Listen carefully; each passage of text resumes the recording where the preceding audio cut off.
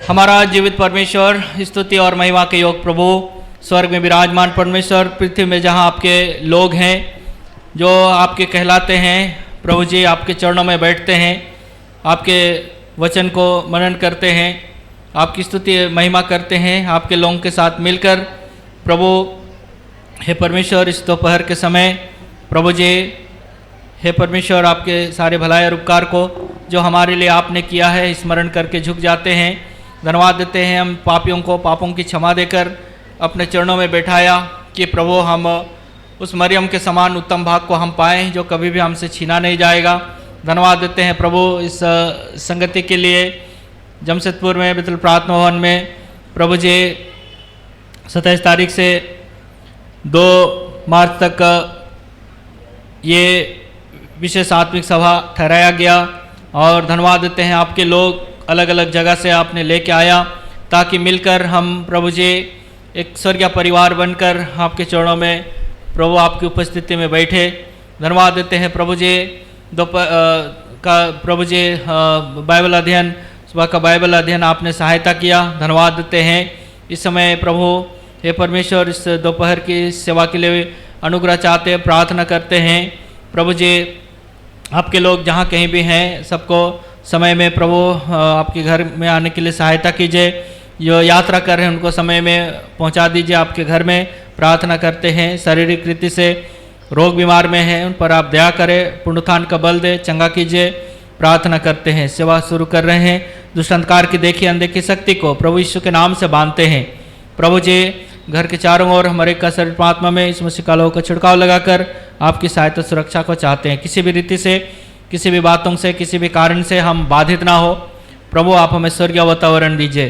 प्रभु जी electricity, mic system प्रभु जी सब ठीक ठाक रहे, हम प्रार्थना करते हैं।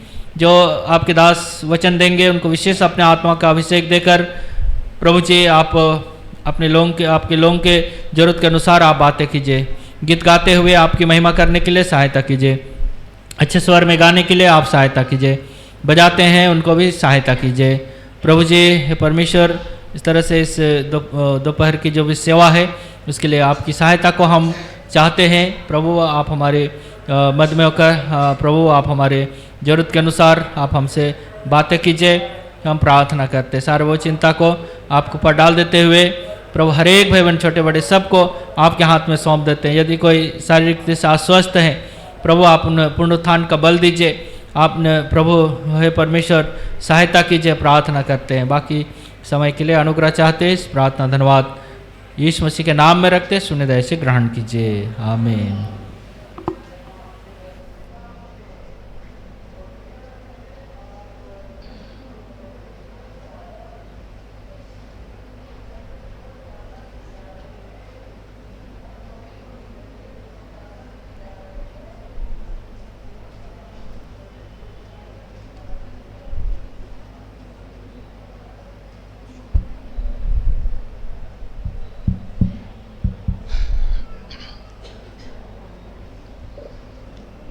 प्रभु यीशु मसीह के नाम में आप सबों को जय मसीह की। प्रभु का धन्यवाद हो, प्रभु ने हमें इस विशेष आत्मिक सभा के दूसरा दिन में लेके आया है और ताकि हम प्रभु के चरणों में बैठकर उस परमेश्वर की हम स्तुति और महिमा करें और प्रभु के दास के द्वारा हम वचन सुनेंगे। तो आइए हम लोग इस समय गीत गाएंगे।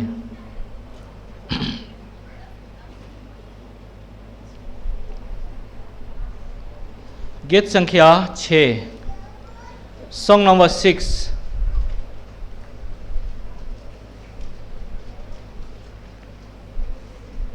बाकी 2 पंखा वहां से है।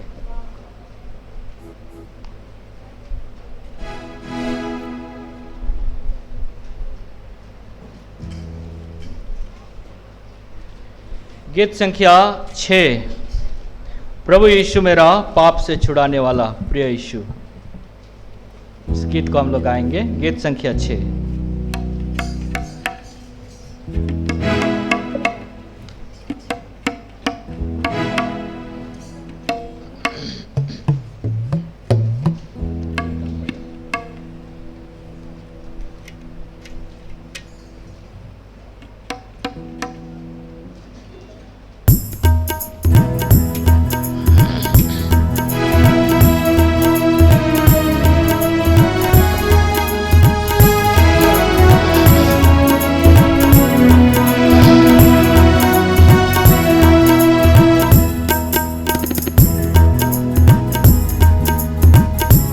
प्रभु यीशु मेरा पाप से छुड़ाने वाला, प्रिय यीशु।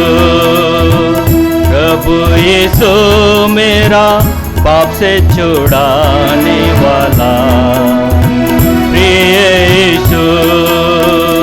मेरे आत्मा को बचाया, नूतन बल भी दिया। मेरे आत्मा को बचाया, नूतन बल भी दिया। स्तुति के गीतों से आराधना करूं मैं सर्वसदा। स्तुति के गीतों से आराधना करूं मैं सर्वसदा। यीशु के लहू से मुक्ति मिली है, स्तुति गाऊं। यीशु के लहू से मुक्ति मिली है, स्तुति गाऊं। यीशु में अनंत जीवन निश्चय ही मुझे मिला है। यीशु में अनंत जीवन नहीं मुझे मिला है। यीशु प्रभु जी मधुर गीतों से स्तुति करूं। यीशु प्रभु जी मधुर गीतों से स्तुति करूं। प्रभु यीशु मेरा पाप से छुड़ाने वाला, प्रिय यीशु। प्रभु यीशु मेरा पाप से छुड़ाने वाला, प्रिय यीशु। माता से पूजा मुझे तो प्रेम भी किया, माता के गर्भ से जाना मुझे तो प्रेम भी किया। माता के प्रेम से बढ़कर प्रेम उसका भूल न सकूं मैं। माता के प्रेम से बढ़कर प्रेम उसका भूल न सकूं मैं। माता भूले तो भूले, यीशु ना भूलेगा सर्वसदा। माता भूले तो भूले, यीशु ना भूलेगा सर्वसदा। प्रभु यीशु मेरा पाप से छुड़ाने वाला, प्रिय यीशु। प्रभु यीशु मेरा पाप से छुड़ाने वाला, प्रिय यीशु। दूरी के शब्द के साथ तू आएगा, दूतों के साथ। दूरी के शब्द के साथ तू आएगा, यीशु के साथ। मेरे लिए जो घायल हुआ, तेरे उस सुंदर चेहरे को। मेरे लिए जो घायल हुआ, तेरे उस सुंदर चेहरे को।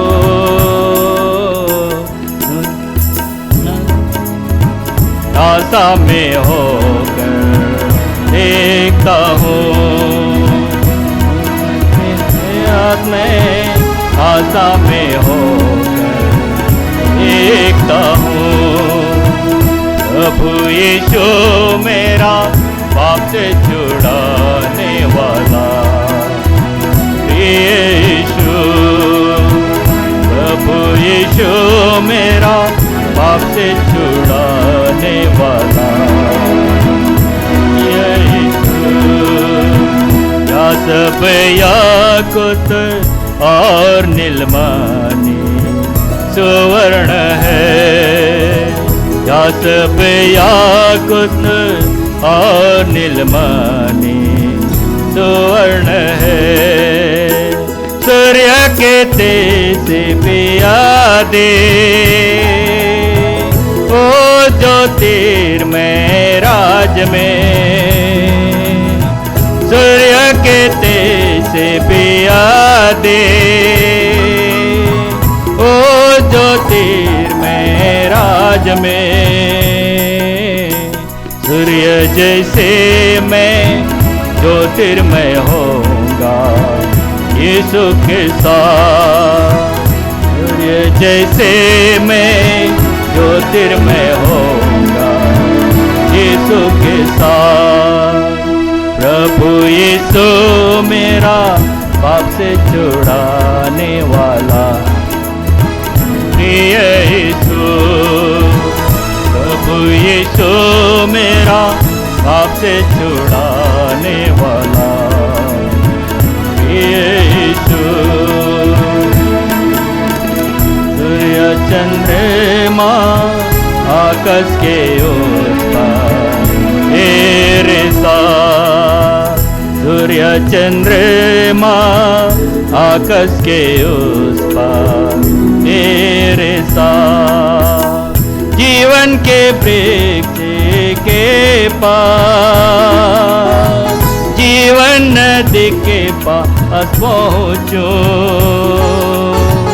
जीवन के वृक्ष के पास, जीवन नदी के पास पहुँचो। आऊँगा प्रभु मैं हालेलुया सदा, आऊँगा प्रभु मैं हालेलुया सदा। प्रभु यीशु मेरा पाप से छुड़ाने वाला यीशु, यीशु मेरा पाप से छुड़ाने वाला यीशु। मेरे आत्मा को बचाया, नूतन बल भी दिया, मेरे आत्मा को बचाया, नूतन बल भी दिया। स्तुति के गीतों से आराधना करूं सर्वसदा, स्तुति के गीतों से आराधना करूं सर्वसदा। प्रभु यीशु मेरा पाप से छुड़ाने वाला यीशु, प्रभु यीशु मेरा पाप से छुड़ाने वाला यीशु। अम्मी भाई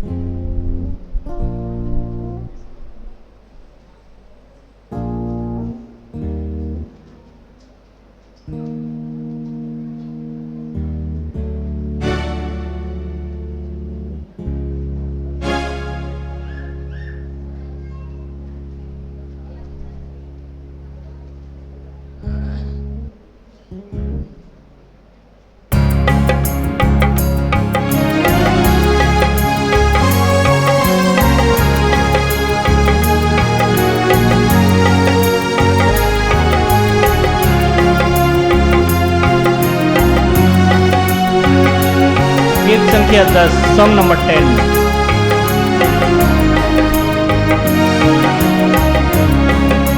एक मिनट माफ़ कीजिएगा, मैं पहली बार गा रहा हूँ। अकेले तो गाया हूँ लेकिन कभी लीड नहीं किया हूँ। ये नागपुर में जो सेवा था उसका थीम सॉन्ग है। चूँकि मैं वहाँ गया था इसलिए गाया, लेकिन उसके बाद में समय नहीं मिला।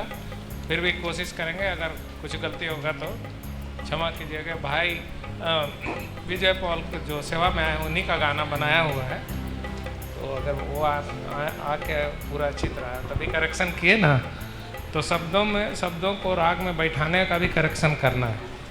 तो क्षमा कीजिएगा, बाद में अच्छा सीख लीजिएगा। चलो एक मिनट यीशु शीघ्र ही आ रहा है,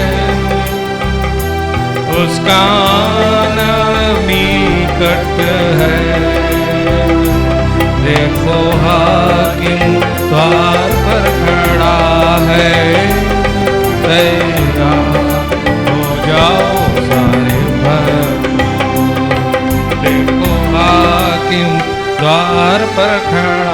एक मिनट, एक बार रुक जाओ, गाने दीजिए पहले। सलमान तबला बजा, जोर से बजा, थोड़ा फास्ट गाएंगे।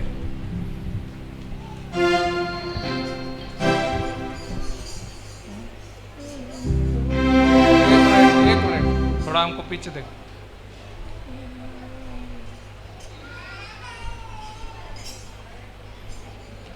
थोड़ा ठीक है, पीछे लो करें।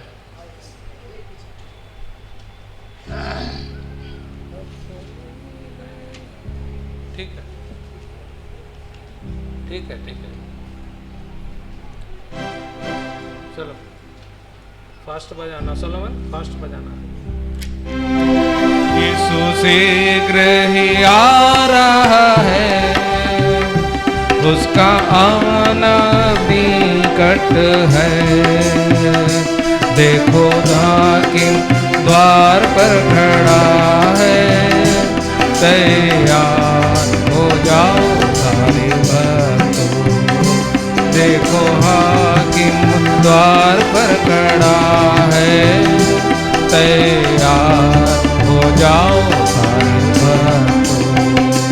यीशु शीघ्र ही आ रहा है, अपने हृदय को सिर रख कर प्रभु की बाट जोते रहो। अपने हृदय को सिर रख कर प्रभु की बाट जोते रहो। मेल के बंधन में तुम बने रहो, मेल के बंधन में तुम बने रहो। तैयार हो जाओ सारे भक्तों, तैयार हो जाओ सारे भक्तों। यीशु शीघ्र ही आ रहा है, उसका आना निकट है। देखो हाकिम द्वार पर खड़ा है, तैयार हो जाओ सारे भक्त।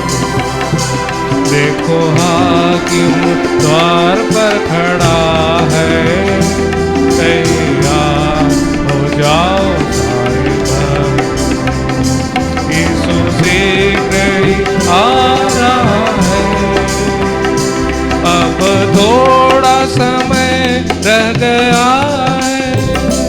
प्रभु के लिए निंदा सलो, अब थोड़ा समय रह गया है। प्रभु के लिए निंदा सलो, आनंद से विरोध सब सहते हुए, आनंद से विरोध सब सहते हुए। तैयार हो जाओ सारे भक्तों, तैयार हो जाओ सारे भक्तों। यीशु शीघ्र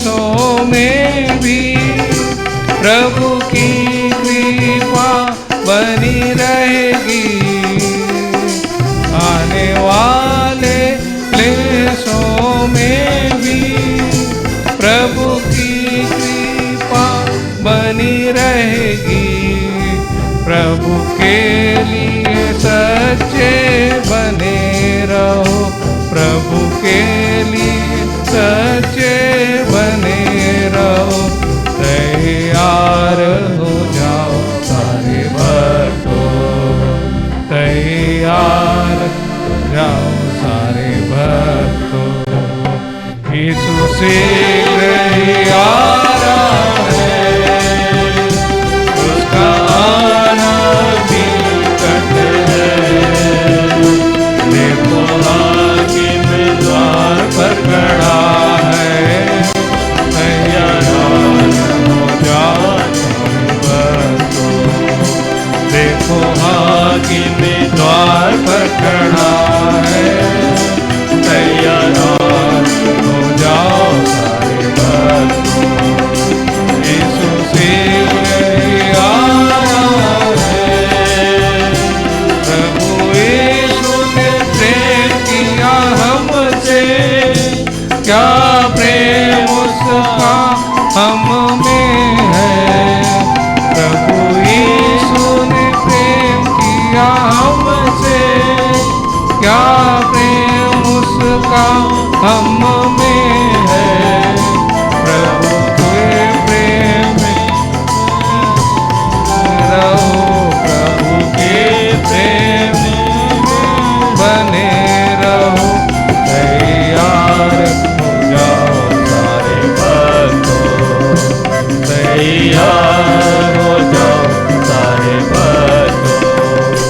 यीशु शीघ्र ही आ रहा है, उसका आना निकट है।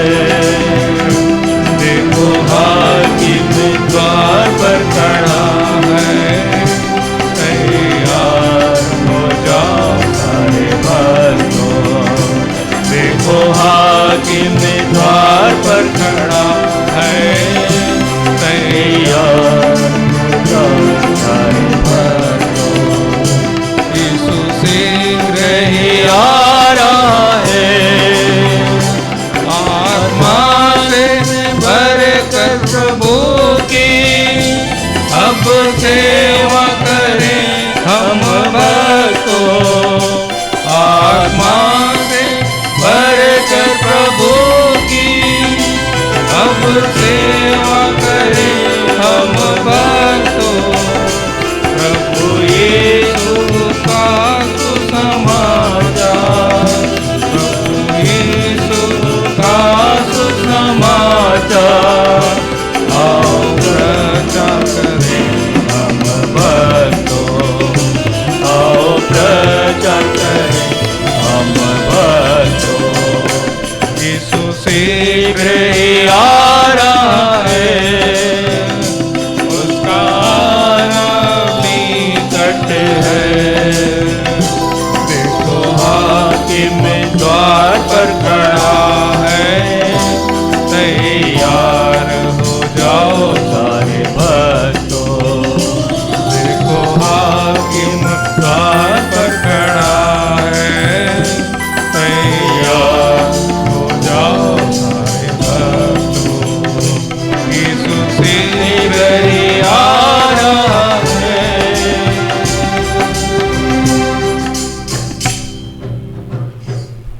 बाद में मेरा गाना का प्रैक्टिस भी नहीं, इसलिए शब्द थोड़ा नहीं बैठ रहा है। बाद में अगर भाई आएंगे तो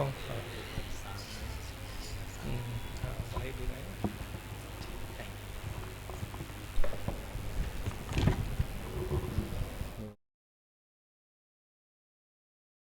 अब हम लोग प्रभु के दास के द्वारा परमेश्वर का वचन सुनेंगे, भाई एल्वेलस्टो को।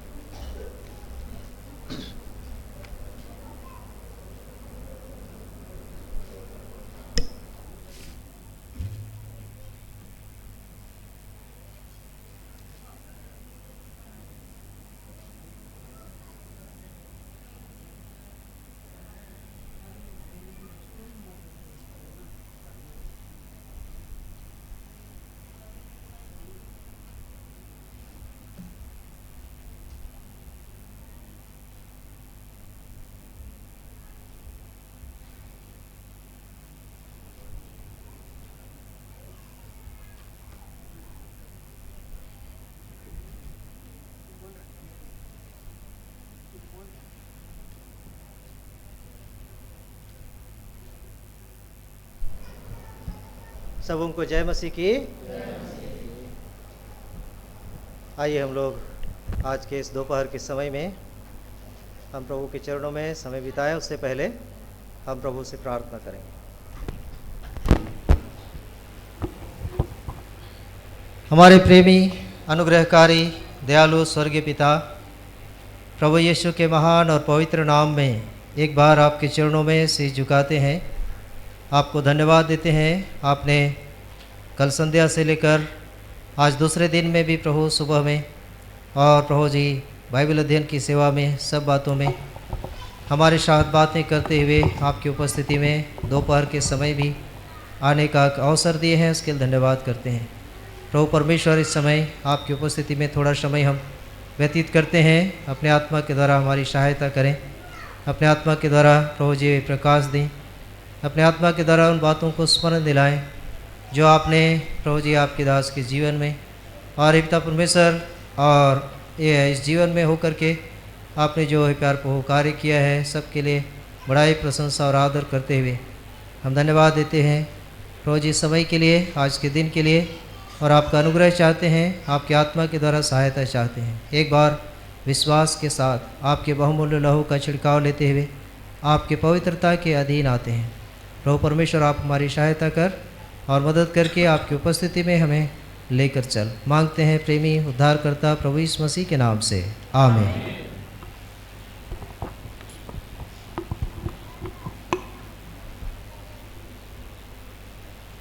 हम लोग एक भाग पढ़ेंगे, पहला पत्रस की पत्री, उसका 4था अध्याय। पहला पत्रस 4था अध्याय, उसका 12 पद से लेकर के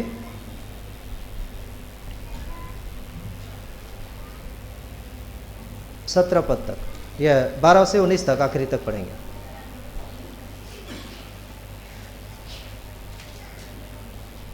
पहला पत्रस की पत्री 4था अध्याय, उसका 12 पद से लेकर के 19 पद तक बारी बारी से पढ़ेंगे। हे प्रियो, जो दुख रूपी अग्नि तुम्हारे परखने के लिए तुम में भड़की है, इससे यह समझकर अचंभा न करो कि कोई अनोखी बात तुम पर बीत रही है।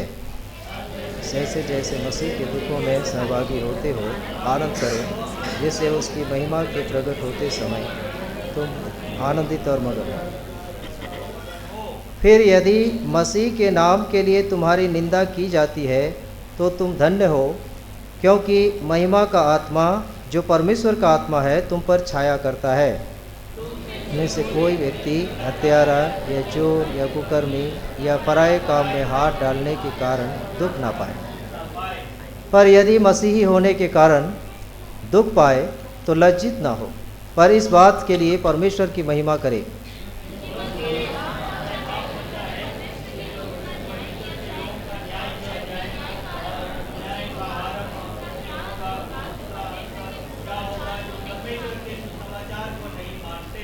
और यदि धर्मी व्यक्ति ही कठिनाई से उद्धार पाएगा तो भक्तिहीन और पापी का क्या ठिकाना।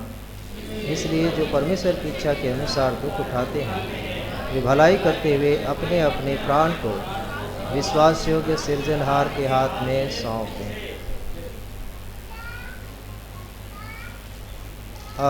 आप लोग मुझे जानते ही हैं, बहुत सारे लोग। मेरा नाम अलबेलस टोपो है और मैलुरु के निकट एक गांव है ओगरा, वहाँ का मेरा जन्म हुआ।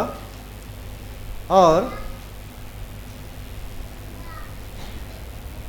उस गांव में रहते हुए मेरे जीवन में भी एक बहुत बड़ा भय रहता था। किस चीज़ का? मृत्यु का। क्या चीज़ का? मृत्यु का भय रहता था और मृत्यु के भय में ही अपना जीवन व्यतीत करता था। दूसरा, दुष्ट आत्मा का भय। किसका भय? दुष्ट आत्मा का। क्योंकि अभी तो दुष्ट आत्मा का शब्द सुनाई नहीं देता है, दुष्ट आत्मा दिखाई नहीं देता है, लेकिन उस समय हम लोगों के घर के बाहर से ही आवाज़ देते देते जाता था।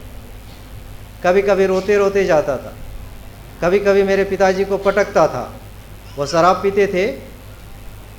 यह हमारे गांव में बहुत बड़ा भट्टी था, ट्रक में शराब लोड होकर के जाता था बाहर, तो उसी में काम करता था। रात में काम करके आधी रात में आता था तो शराब पी लेता था, तो बीच में आने से उसको कभी कभी पटक देता था। ऐसा भयंकर परिस्थिति होती थी गांव में, और हमारे आसपास में उनको सुन करके देख करके भय होता था। कभी कभी तो दिन में भी आवाज़ आता था, एकांत रहेगा तो दिन में भी जंगल के एकांत स्थान में ऐसे आवाज़ आता था। इस रीति से मेरे जीवन में भय था, निराशा भी थी, सब प्रकार से दुख था। शारीरिक दुख में भी था और भय के दुख भी था। लेकिन ऐसे समय में यह VBS में जाने के द्वारा से वहाँ पर हमें वचन सुनाया गया था, याद कराया गया था। पहला यूहन्ना उसका 1 अध्याय उसका 7 पद, उसमें यीशु का लहू हमें सब पापों से शुद्ध करता है। दूसरा 9 पद याद कराया गया था, यदि हम अपने पापों को मान लें तो वह हमारे पापों को क्षमा करने में विश्वास योग्य और धर्मी है। और अपने पाप के विषय में भी भय था। पाप के विषय में इसलिए कि बचपन से सुनते थे कि नरक भी है और स्वर्ग भी है, लेकिन पाप क्षमा का अनुभव नहीं था। इस रीति से ऐसे भाई के जीवन में व्यतीत करता था। ऐसे भाई के जीवन में भी VBS में जाने के बाद मुझे याद आया, वो पर्व मनाते हैं, त्यौहार मनाते हैं, खाते हैं, पीते हैं, नया कपड़ा पहनते हैं, लेकिन वो भय नहीं जा रहा था। मृत्यु का भय, शैतान का भय, दुष्टात्मा का भय, ये सारा भय जीवन में था, लेकिन उसे कोई छुटकारा नहीं दे रहा था। और पर्व के कारण बड़े खुशी तो मनाते थे, नाचते थे, कूदते थे, लेकिन यह पकवान खाते थे, फिर भी भय नहीं जाता। लेकिन प्रभु यीशु मसीह को जिस दिन ग्रहण किया, आज भी याद है, 1980 ईस्वी के जून महीने के 9 तारीख को मैं अपने पापों से पश्चाताप किया। दिन के 10 बजे पहला सेशन ख़त्म हो करके क्लोजिंग ये लेसन चल रहा था, उसमें उस समय में जो कहानी बताया गया था, कहानी के द्वारा से मेरा पाप को प्रकट हुआ। पाप प्रकट होने से मैं बोला, प्रभु यीशु मसीह आप पाप के लिए बलिदान हुए हैं कहते हैं, अब मर करके जिंदा हुए हैं कहते हैं, हम पर्व मनाते हैं, नया कपड़े पहनते हैं, पकवान खाते हैं, लेकिन मेरे पाप क्षमा नहीं हुए। मुझे मृत्यु का डर है, पाप के कारण मृत्यु है, वचन में सुने हैं, उसका डर है, लेकिन कौन बचाएगा? आप जिंदा हैं तो आज मुझे बचाइए। जैसे ही उन पापों को मानना शुरू किया, एक एक पाप कहाँ क्या करते थे, सारा चीज़ दिखाई देने लगा। प्रभु मैं ये भी किया, मैंने ये भी किया, मैं ये भी किया, मैंने ये भी किया, ऐसा करके सबको मानते गया। अंत में प्रभु अपने वचन के अनुसार पाप क्षमा के उस अनुभव को बताया। बड़ी शांति आई हृदय में। शांति के आने के बाद उस दिन से आज तक वो शांति इस जीवन में गया नहीं। वो ये प्रभु का एक अनुग्रह है। वो शांति जो मिला और वो निर्भय जीवन जो मिला, आज भी वो निर्भय जीवन आज भी पाया जाता है। और अब उस समय रात में घर से दरवाज़ा के बाहर नहीं निकल सकता था, लेकिन अभी रात में हो चाहे दिन में हो, कोई भी समय उतना भय नहीं रहता है। लेकिन परेशानी के कारण हम रात में कभी कभी नहीं चलते हैं, रुकते हैं, लेकिन परमेश्वर पाप क्षमा दिया, उस समय भय को भी खत्म किया। क्या चीज़ का भय? मृत्यु का भय, दुष्टात्मा का भय। और दुष्टात्मा का प्रभाव जो हमारे शरीर में होता था, जो प्रभाव डालते थे वो भी परेशान होने लगे, क्योंकि प्रभु का आत्मा जो अंदर में आने के बाद दुष्टात्मा का शक्ति कोई भी कार्य करना बंद हो गया। इस रीति से प्रभु बड़ा अनुग्रह दिया और उसके अनुग्रह के कारण आज भी उस अनुग्रह को प्राप्त करते हैं। और उसके उस अनुग्रह के कारण हम प्रभु के उस सामर्थ्य के अनुभव को प्राप्त करते हैं। रात में जंगली जानवरों का भी भय होता था, उससे भी परमेश्वर कभी भी किनारे करते करते लेकर चला गया। कई बार हाथियों का डर रहता था, हाथी भाई अभी गया, आप इधर से आ रहे हो, आपको नहीं मिला, बोला प्रभु किनारे कर दिया, मेरे सामने नहीं लाया। इस रीति से कई बार ऐसे परिस्थितियों में डाकुओं का भी डर, रात में चलते समय पूरा चेहरा बांध लिया, उसके बाद में पूछ रहा है कहाँ जा रहे हो, यहाँ जा रहे हैं। बड़े हिम्मत के साथ उनके साथ बात करने के बाद बोलता है मत डरना, चले जाओ बोलता है। मतलब इस रीति से लूटने वालों का भी भय और बदमाशों का भी भय, कितना बार हथियार दिखा करके भी भय दिलाने का कोशिश करे, लेकिन वो भी नहीं, भय भी चला गया। हमारा परमेश्वर हमारे अंदर से मृत्यु के भय को भी खत्म किया और आज एक आशा दिया है, और वो आशा हमारे प्रभु यीशु मसीह के साथ मिलने के लिए वो जो प्रभु प्रतिज्ञा दिया है, वो आशा को आज हम देखते हैं। और आज उस प्रभु यीशु मसीह को अपने साथ साथ अनुभव करते हैं। यात्राओं में, खतराओं में, जोखिमों में हर समय प्रभु यीशु मसीह की उपस्थिति को अनुभव करते हैं। अभी भी हम कहते हैं आपके साथ कौन आया? मेरा बाप आया। कौन आया? मेरा बाप, मेरा प्रभु मेरे साथ आया। इस रीति से आप नहीं है तो मेरा बाप है साथ में। इस रीति से हमारा प्रभु का उपस्थिति जो पिता बना है, वो सचमुच इस जीवन के हर एक पल में ले करके चलता है। और इस रीति से प्रभु की उपस्थिति हमारे इस जीवन में अनुभव होता रहता है। मेरे जीवन में आप सभी जानते हो ऐसे प्रभु के अनुभव को, यह उपस्थिति के अनुभव को। और निराशाओं में भी आशा देते हुए वो हमारा प्रभु रहता है। दुख में भी, सेवा में आने के बाद भी कई परेशानी होती है, परेशानियों में भी प्रभु का बड़ा अनुग्रह को देख पाते हैं, प्रभु के बड़े ये प्रबंध को देख पाते हैं, प्रभु के योजना को देख पाते हैं। मतलब कैसा अद्भुत रीति से परमेश्वर इस जीवन के 91 से लेकर के अभी 1991 से लेकर के जब से घर छोड़ा तब से आज के दिन तक ये इतना प्रभु का अनुग्रह को देखा, इतना प्रभु का अनुग्रह को देखा। दुख के समय में, कष्ट के समय में, बीमारियों के समय में, हर एक परिस्थिति में परमेश्वर का अनुग्रह। बीमारियों के समय में पारिवारिक रीति से जब पत्नी बीमार रहती थी, कितने भाई लोग बोले कि ले जाओ बेलौर। क्या बोले? बेलौर ले जाओ। मैं बोला प्रभु आपकी इच्छा है बेलौर ले जाना है तो मेरा एक शर्त है, उसको ले जाने के लिए 50,000 रुपया मिलना चाहिए। क्या चाहिए? उसको अगर वहाँ लेकर जाना है तो कितना चाहिए? 50,000। अगर आप दे देंगे तो हम जानेंगे कि आपका इच्छा है कि हम वहाँ क्या करें, लेकर जाएंगे, नहीं तो नहीं ले जाएंगे। इस रीति से कैसे उस परिस्थितियों में, कठिन परिस्थिति में भी परमेश्वर अपने अनुग्रह को प्रकट करते हुए, बिल्कुल साधारण रीति से अनुग्रह को प्रकट करते हुए, दुख के समय में भी परमेश्वर हमारे साथ साथ चलने वाला परमेश्वर है। इसलिए यहाँ लिखा है दुख रूपी अग्नि। क्या है? दुख रूपी अग्नि। एक अपने आप में भी अंदर से दुख आता है, और एक दुख होता है बाहर से आता है, एक दुख आता है शैतान की तरफ से भी आता है कि नहीं? अंदर से दुख, कोई भी चीज़ को अगर हम संसारिक चीज़ों को हम ध्यान करने लगते हैं, संसारिक चीज़ों को देखने लगते हैं, तो क्या होता है? ये कैसा प्रबंध होगा, ये कैसे उसको हम अरेंजमेंट कर सकते हैं। लेकिन उस दुखों को भी परमेश्वर की उपस्थिति में परमेश्वर की महिमा, अपनी महिमा के लिए प्रकट करता है। तो परमेश्वर ये हमारा पिता है। परमेश्वर हमारा क्या है? पिता है। हमारा प्रभु यीशु मसीह हमारा कौन है? भाई है। क्या है? परमेश्वर हमारा पिता है, हमारा प्रभु यीशु मसीह कौन है? भाई है। और परमेश्वर का आत्मा हमारा सहायक है। परमेश्वर का आत्मा हमारा क्या है?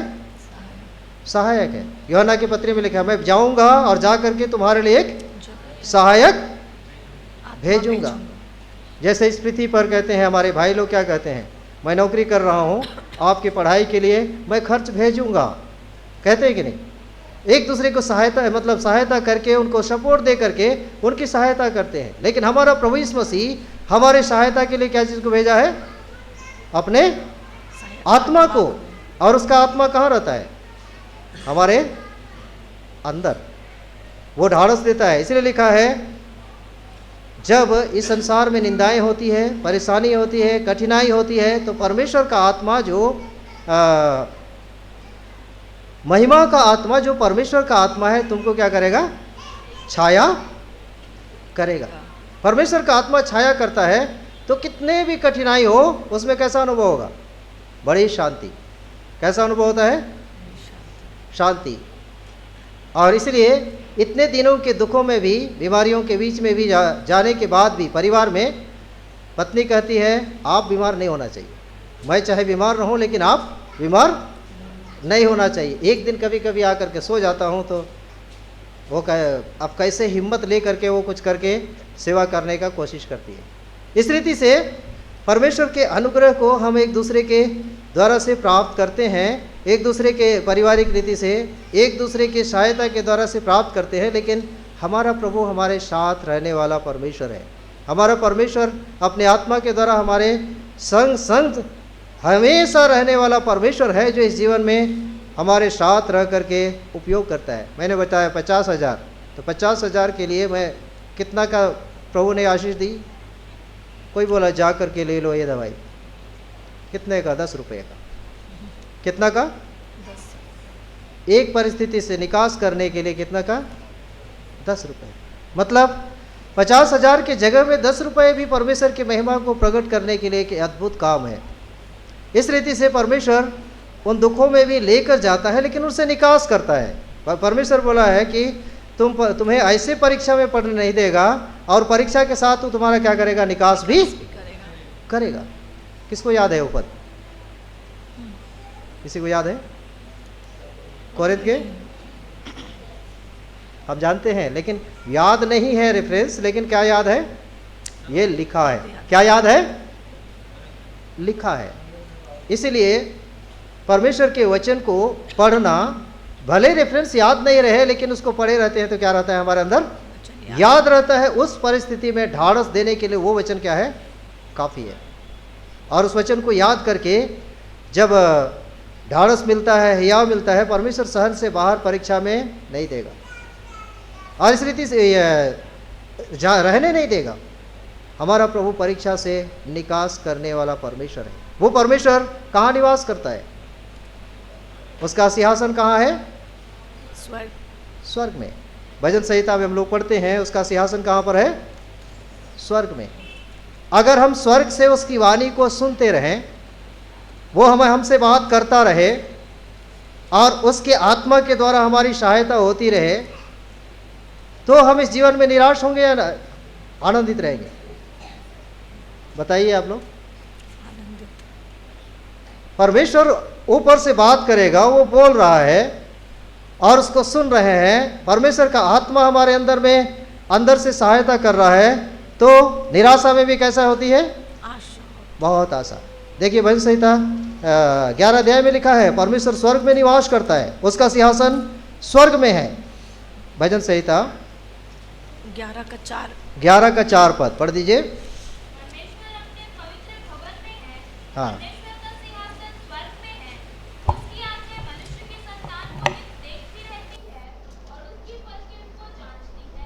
वो परमेश्वर कहाँ रहता है? उसका निवास कहाँ है? पवित्र, बोलिए ना, अभी दोपहर का समय है इसलिए थोड़ा, भवन में। उसका सिंहासन स्वर्ग में, उसका निवास पवित्र भवन में, और उसका सिंहासन स्वर्ग में। और इसीलिए परमेश्वर आज मुझे और आपको, जितनों ने अपने पापों से पश्चाताप किया, पापों को मान लिया, उनको प्रभु क्या बनाया? अपना निवास स्थान। क्या बनाया है? अपना निवास स्थान बनाया है कि उनके अंदर निवास करे। प्रभु यीशु मसीह बताया है, सहायक आएगा और तुम्हारे साथ रहेगा, और तुम में, क्या बोला? साथ रहेगा और तुम में, कहने का मतलब अंदर में, हमारे हृदय में प्रभु का निवास रहेगा। और इसीलिए परमेश्वर का सिंहासन जो है स्वर्ग में है, और उसका निवास पवित्र स्थान में है। प्रभु की उपस्थिति पवित्र निवास स्थान में रहता है। पवित्रता जहाँ रहती है वहाँ रहता है। क्यों? क्योंकि परमेश्वर कैसा है? पवित्र है। और इसीलिए परमेश्वर पवित्रता में निवास करने वाला परमेश्वर, जब हम अपने जीवन को प्रभु यीशु मसीह के लहू के द्वारा पवित्र करने के लिए अनुमति देते हैं, प्रभु यीशु मसीह के लहू को हमारे हृदय को धोने का अनुमति देते हैं, वो धो करके अपने आत्मा का निवास हमारे हृदय में रखता है। और जब वो हमारे हृदय में निवास करता है, हमारे संग निवास करता है, और वो हमको जांचते रहता है। क्या करता है? जांचता है। परमेश्वर का आत्मा जांचता रहता है। उसकी जांच, यदि हम उसको जांचने के लिए अनुमति दें, अगर वो बोल रहा है, उसकी आवाज़ को नहीं सुन रहे हैं, तो बात करना क्या करेगा? बंद कर देता है, बात करना बंद कर देता है। परमेश्वर छोड़ता है। परमेश्वर कब छोड़ता है? कल की संध्या एक भाई बता रहे थे, उनके मन की इच्छा के अनुसार छोड़ दिया, मन के बुरे कामों के अनुसार उनको छोड़ दिया। रोमी 1 अध्याय में है, अगर बुराई में चलते जा रहे हैं तो क्या करेगा वो? जिस मनसा में चल रहे हैं, जिस इच्छा में चल रहे हैं, जैसे चल रहे हैं, उसी में क्या करेगा? छोड़ेगा वो। अर्थात परमेश्वर का आत्मा जो छाप दिया है वो क्या करेगा? संकुचित हो जाएगा।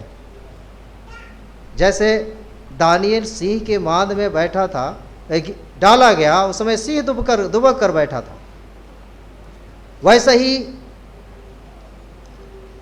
वो सिंह क्यों दुबक कर बैठा?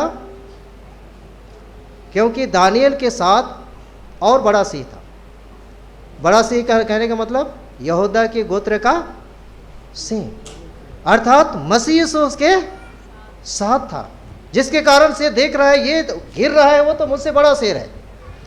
बड़ा शेर को देखते ही जैसे कुत्ता पूंछ को दबा करके क्या करता है, अगर बड़ा कुत्ता आया तो पूंछ को अंदर दबा करके चुपचाप बैठ जाता है, वैसा ही वो शत्रु को हमारे जीवन में अधिकार रखने नहीं देते। पवित्रता को लाने से हमारे जीवन में उस उद्धार को, जो परमेश्वर ने एक बार हमारा उद्धार किया, लेकिन लिखा है धर्मी की उद्धार कठिनाई से होगा।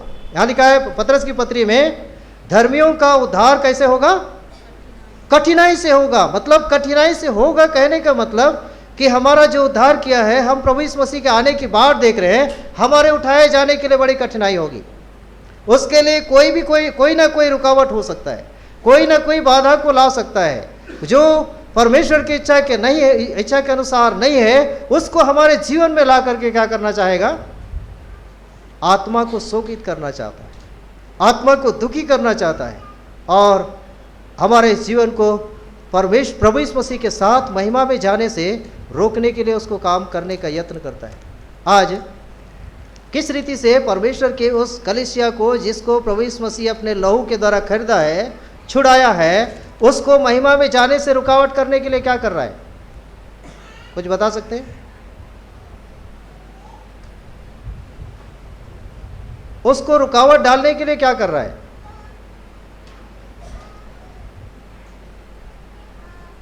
आत्मा की एकता को भंग कर रहा है। क्या कर रहा है? आत्मा की एकता को भंग करने का कोशिश कर रहा है, और वो बाहर से नहीं, हमारे अंदर में होकर के कार्य करना चाहता है।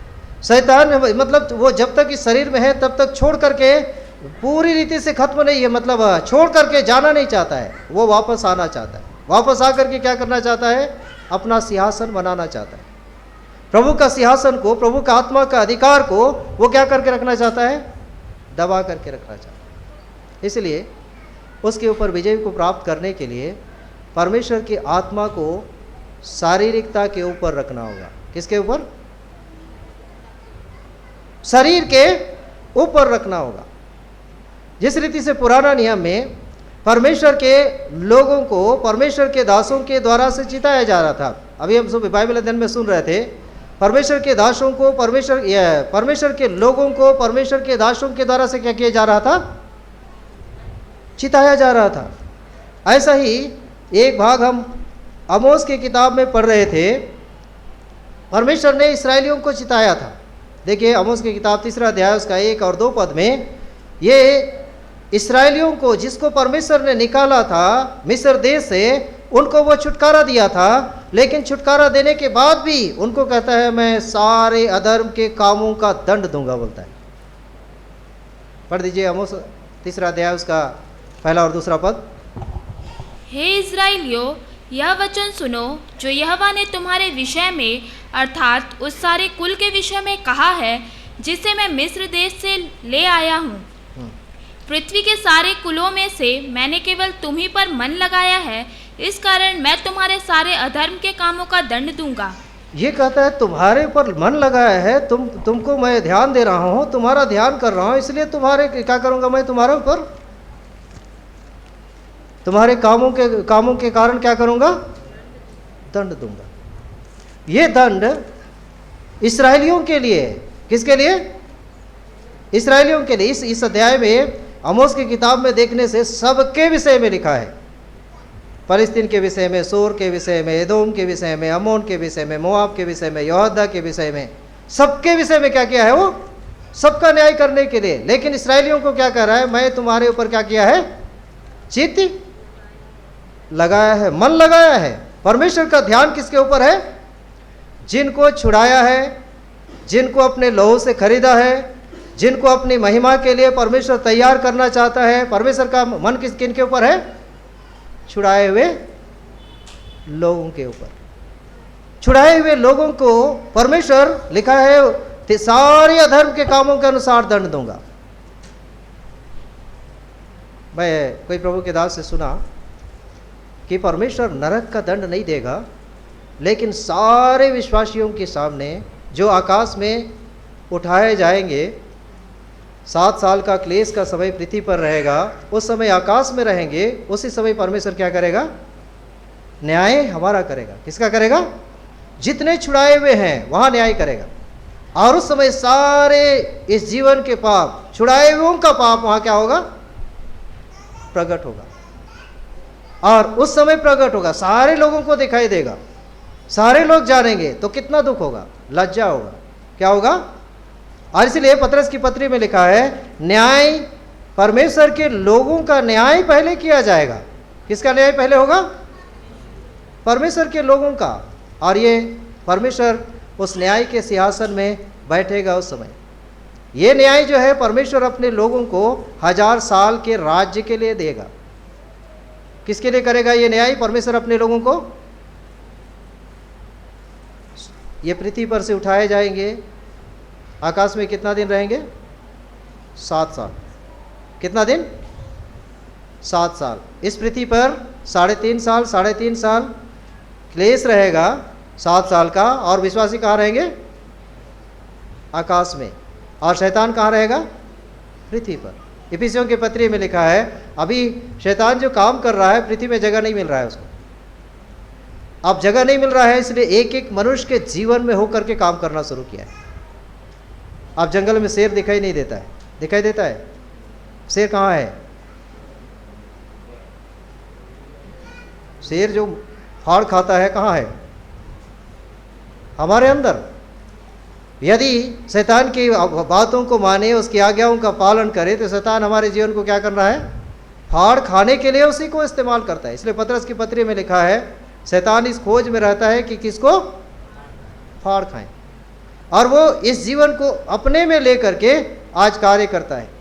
पहले गांव में, वही मैं पहले बताया कि पहले शैतान से डरते थे, अब किससे डरते हैं लोग? एक दूसरे मनुष्य ही डरते हैं। डरते हैं कि नहीं? अभी जानवरों से नहीं डरते हैं, जानवरों से, हाथी से डरते हैं बहुत सी जगहों में, लेकिन मनुष्य ही डरते हैं। इस रीति से मनुष्य का भय मनुष्य से ही होता है। लेकिन परमेश्वर जो है हमारे जीवन के भय को निकालता है। वो भय हमारे ये शरीर के विनाश करने का भय दिलाते हैं। संसार और शैतान जो क्या भय दिलाता है? शरीर को नाश करने का। लेकिन हमारा प्रभु यीशु मसीह जो मरे हुए में से जी उठा है, जीवित प्रभु है, वो जीवन की आशीष हमारे लिए दिया है। और इसलिए उसके जीवन की आशीष, ये शारीरिकता मरने से हम प्रभु यीशु मसीह को और ऊंचाई में देख सकते हैं। हमारे आत्मिक जीवन में भी यदि शारीरिकता मृत्यु में जाएगी, तो हम परमेश्वर को और अधिक ऊंचाई में देख सकते हैं। ये आमोस कब दर्शन देखा? जिस वर्ष उज्जिया राजा मरा। लिखा है, देखिए आमोस की किताब 1 अध्याय उसका 1 पद पढ़ दीजिए। तकोआवासी आमोस जो भेड़ बकरियों के चराने वालों में से था, उसके ये वचन है जो उसने यहूदा के राजा उज्जिया के और योआश के पुत्र इज़राइल के राजा यारोबाम के दिनों में भूकंप से 2 वर्ष पहले इज़राइल के विषय में दर्शन देखकर कहे। आमोस को 2 व्यक्ति के विषय में बताया है। 2 व्यक्ति के विषय में। 2 व्यक्ति कौन कौन है? उज्जिया और यारोबाम। उज्जिया और कौन है? यारोबाम। उज्जिया राजा जिस वर्ष मरा, उसी वर्ष में परमेश्वर को यशायाह ने सिंहासन पर देखा है। सिंहासन पर यशायाह को कब देखा?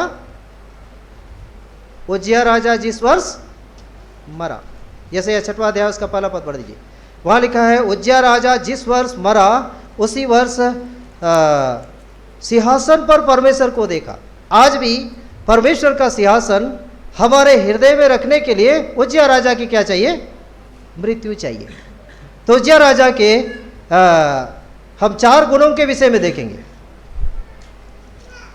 पढ़ दीजिए 6वां अध्याय यशायाह उसका पहला पद। जिस वर्ष उज्जियाह राजा मरा मैंने प्रभु को बहुत ही ऊंचे सिंहासन पर विराजमान देखा और उसके वस्त्र के घेर से मंदिर भर गया। उज्जियाह राजा जिस वर्ष मरा उस वर्ष यशायाह सिंहासन के ऊंचाई पर देखा। उज्जियाह राजा के जीवित रहते आमोस के द्वारा से भविष्यवाणी कराया। उज्जियाह राजा जब जीवित था उसी समय आमोस से भविष्यवाणी करवाया था। उज्जियाह राजा के जीवन में 4 कमी थी। उज्जियाह राजा के जीवन में 4 बातें थी जिसके कारण वो बातें खत्म हुई। उसके बाद में परमेश्वर ने उसको यशायाह को दर्शन दिया। निकालिए दूसरा इतिहास 26 अध्याय, दूसरा इतिहास उसका 26 अध्याय उसका 16 पद पढ़िए। परंतु जब वह सामर्थी हो गया तब उसका मन फूल उठा और उसने बिगड़कर अपने परमेश्वर यहोवा का विश्वासघात किया, अर्थात वह धूप की वेदी पर धूप जलाने को यहोवा के मंदिर में घुस गया। यहाँ पर उज्जियाह राजा सामर्थी हो गया तब लिखा है उसका मन क्या हो गया? फूल उठा। पहला, उज्जियाह के जीवन में घमंड आया। उसके बाद में दूसरा जो उसके जीवन में है उसी 16 पद में लिखा है उसने अपने परमेश्वर का विश्वासघात किया। परमेश्वर का क्या किया? विश्वासघात किया, अर्थात परमेश्वर के वचन को नहीं माना। और उसके बाद में तीसरा लिखा है 18 पद में देखिए। उन्होंने उज्जियाह राजा का सामना करके उससे कहा, हे उज्जियाह, यहोवा के लिए धूप जलाना तेरा काम नहीं, हारून की संतान अर्थात उन याजकों ही का काम है जो धूप जलाने को पवित्र किए गए हैं। तू पवित्र स्थान से निकल जा, तूने विश्वासघात किया है, यहोवा परमेश्वर की ओर से यह तेरी महिमा का कारण ना होगा। वह विश्वासघात किया और उसके बाद में पतरस की पत्री में जैसा लिखा है, पराए काम के कारण दुख नहीं पाए। क्या लिखा है? किसके कारण? पराए काम के कारण, हाथ डालने के कारण दुख ना पाए। उज्जियाह राजा क्या किया? याजकों का काम को किया जिसके कारण से उसको क्या मिला? परमेश्वर का विश्वासघात हुआ और उसके कारण से उसको अकेला रहना पड़ा। जीवन भर क्या करना पड़ा? उसको अकेला रहना पड़ा। और उसके बाद में चौथी बात हम उसका 19 पद में देखते हैं, वहीं पर आगे। तब उज्जियाह धूप जलाने को धूपदान हाथ में लिए हुए झुंझला उठा। वह याजकों पर झुंझला रहा था कि याजकों के देखते देखते यहोवा के भवन में धूप की वेदी के पास ही उसके माथे पर कोढ़ प्रकट हुआ। यहाँ पर याजकों पर क्या किया? वो झुंझलाया। जैसे ही उसको चिताया गया, याजकों ने बोला कि राजा ये तेरा काम नहीं है, और वो उनके ऊपर झुंझलाया। क्यों झुंझलाया? अब सामर्थ्य हो चुका था, परमेश्वर ने आशीष दी। परमेश्वर ने उसके राज्य में किसके कारण आशीष दिया था? परमेश्वर के याजक जकरिया के कारण। किसके कारण? जकरिया के दिनों में परमेश्वर का खोज करते रहते थे, परमेश्वर के वचन का खोज करते रहते थे, जिसके कारण वो आशीष दिया। लेकिन उस आशीष मिलने के बाद, सामर्थ्य होने के बाद उसके जीवन में घमंड आया और उसके बाद में उसने परमेश्वर का बिगड़ करके परमेश्वर का विश्वासघात किया। विश्वासघात करने के साथ साथ वो पराये काम में हाथ डालना शुरू किया। इस रीति से वो चौथा जो काम किया, झुंझलाया, याजकों के ऊपर क्या किया? गुस्सा करने लगा। इस रीति से ये 4 काम करने के कारण उसको सारा जिंदगी भर कहाँ रहना पड़ा? अकेला रहना पड़ा। राजा होने के बाद भी उसको अकेला रहने पड़ा। वो लिखा है उसके माथे में कोढ़ प्रकट हुआ और कोढ़ी लोगों को पहले क्या करते थे, अभी तो मिलते हैं, अभी सामने आते हैं, लेकिन उस समय में अकेला रखा जाता था परमेश्वर की उपस्थिति में, और परमेश्वर के भवन में भी नहीं आ सकते, परमेश्वर के ये क्या कहेंगे लोग उनको छूते भी नहीं थे, ऐसा भयंकर परिस्थिति था। इस रीति से उसके कारण से उज्जिया के दिनों में लिखा है यशायाह की किताब में, उज्जिया राजा मरा तब मैंने क्या किया, परमेश्वर को ऊंचे सिंहासन पर देखा। और ऊंचे सिंहासन पर यशायाह परमेश्वर को देखने के बाद क्या देखा, मैं अशुद्ध होठ वाला हूं। अब क्या देखा वो, यशायाह क्या देख रहा है, मैं अशुद्ध होठ वाला मनुष्य हूं, अशुद्ध होठ वाले मनुष्यों के बीच में रहता हूं। आज परमेश्वर के चुने हुए लोग, उद्धार पाए हुए लोग कहाँ रहते, संसार में, संसार के बीच में सब पवित्रता है, जिधर सुनो कानों में वे सुनने की इच्छा नहीं होती, ऐसी वाणी सुनाई देती है, ऐसे चीज़ें दिखाई देती है, ऐसे संसार में हम लोग भी पाए जाते हैं। यशायाह भी ऐसे ही लोगों के बीच में रहता था। आज परमेश्वर हमें संसार में ऐसे ही लोगों के बीच में ही रखा है। इसके 4 पाप, हमारे जीवन के 4 पाप को बताता है। हम भी इस संसार में, परमेश्वर के इस संसार में अगर ऊंचाई में उठाया तो उसके ऊपर क्या नहीं करना चाहिए, घमंड नहीं चाहिए, नहीं होना चाहिए। चाहे वो संसार का घमंड हो, चाहे धन का घमंड हो, चाहे संसार में मकान का घमंड हो, चाहे दुनिया में परमेश्वर ने कुछ भी किया है, वो घमंड हमारे अंदर नहीं होना चाहिए। क्यों दिया परमेश्वर? परमेश्वर अपनी महिमा को प्रकट करने के लिए, परमेश्वर अपने राज्य को प्रकट करने के लिए, कि परमेश्वर ने मुझे क्या किया, इस ऊंचाई में उठाया है। और ये परमेश्वर अगर इस संसार में अगर ऊंचाई में उठाता है, यदि कोई चिताता है तो झुंझलाना नहीं चाहिए। कोई चिताता है तो क्या करना चाहिए, नम्रता से उसको, संसार में चाहे हम ज्ञान में ऊंचे हैं, चाहे इस संसार के धन में ऊंचे हैं, चाहे कोई भी प्रकार से परमेश्वर ने ऊंचाई में उठाया है, तो क्या नहीं करना चाहिए, परमेश्वर का वचन यदि चिता रहा है, परमेश्वर का वचन बता रहा है, तो क्या नहीं करना चाहिए, झुंझलाना नहीं चाहिए। आमोस चिता रहा तो उस समय क्या कर रहे थे, झुंझला रहे थे कि नहीं? आमोस की किताब आप लोग पूरा पढ़े हैं, देखिए 7 अध्याय उसका 12 पद में लिखा है, ये हिजकिया, ये उज्जिया और यरोबाम के दिनों में जब वो बताता था तो लोग क्या करते थे। तब अमस्याह ने आमोस से कहा, हे दर्शी, यहाँ से निकल कर यहूदा देश में भाग जा और वहीं रोटी खाया कर और वहीं भविष्यवाणी किया कर, परंतु फिर बेतेल में फिर कभी भविष्यवाणी ना करना, क्योंकि यह राजा का पवित्र स्थान और राजनगर है। बेतेल क्या है, परमेश्वर का, राजा का राजनगर, पवित्र स्थान है। लेकिन उसमें यरोबाम क्या किया था, बछड़ा बना करके रखा था, अर्थात जो अपने हाथ के बनाए हुए सृष्टि को, उस बछड़े को दंडवत करने के लिए। तुमको यरूशलेम जाने का जरूरत नहीं है, तुम्हारे जाने से क्या है, बाहर है। आज भी कलीसिया में ऐसा परिस्थिति आ रहा है, हम देख रहे हैं कि मतलब यहाँ नहीं जाना, वहाँ नहीं जाना, वहाँ नहीं जाना, जहाँ सच्चाई अगर खराई बता रहे हैं तो उनके पास नहीं जाना। और मतलब इस रीति से झुंझलाहट आज क्या हो रहा है, जहाँ चाहिए वहाँ हम क्या बना सकते हैं, कलीसिया बना सकते हैं कि नहीं, बना सकते नहीं। आप पवित्रता में जा रहे हैं, उनको चिताओ तो क्या कर लेंगे, एक कलीसिया खड़ा कर लेंगे, हम अपनी यही आराधना करेंगे। आराधना करना सीख लिए हैं, परमेश्वर का वचन सीख लिए हैं, परमेश्वर का गीत गाना सीख लिए हैं, सब कुछ कर लिए हैं। अगर कोई चिताया तो क्या करेंगे, उसको झुंझुलाहट है। परमेश्वर को उस ऊंचे सिंहासन पर नहीं देख सकते हैं। ऐसी स्थिति में परमेश्वर को जब देखेंगे ऊंचे सिंहासन पर, तो हमारी अशुद्धता, स्वयं की अशुद्धता क्या होती है, दिखाई देती। अगर हमारे जीवन में परमेश्वर को देखना है, परमेश्वर को ऊंचे सिंहासन पर देखते हैं, तो हमारे जीवन का सबसे पहले क्या दिखाई देना चाहिए, अपवित्रता, हमारे जीवन की कमी। और जब कमी दिखाई देता है, उसको मानते हैं, तो परमेश्वर की शांति जो समझ से परे है, हमारे हृदय में क्या करना शुरू करता है, राज करना शुरू करता है। कहाँ राज करता है, हृदय में। इस रीति से परमेश्वर का राज्य हम अपने इस जीवन में अनुभव कर सकते हैं, परमेश्वर के उस राज्य को अनुभव से देख सकते हैं। आज भी परमेश्वर की वचन की सच्चाई अगर बताएं, अगर कहें, तो कहेंगे कि ये इसको अब कौन मानेगा, अभी दुनिया में कोई नहीं मान रहा है, कहते हैं कि नहीं कहते।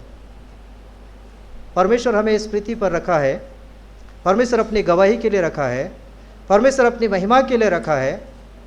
अब इस बात को स्वर्गदूत देखना चाहते हैं। कौन देखना चाह रहे हैं? ध्यान से देखते हैं कि ये लोग जो पाप में गिरे हुए थे, परमेश्वर की महिमा से अलग हुए थे, उनको परमेश्वर उनके द्वारा से उद्धार का काम को पूरा कराना चाहता है। प्रभु यीशु मसीह उस काम को पूरा किया। अब उस उद्धार के ये कार्य को कराने के लिए किसको जिम्मेदारी दी है?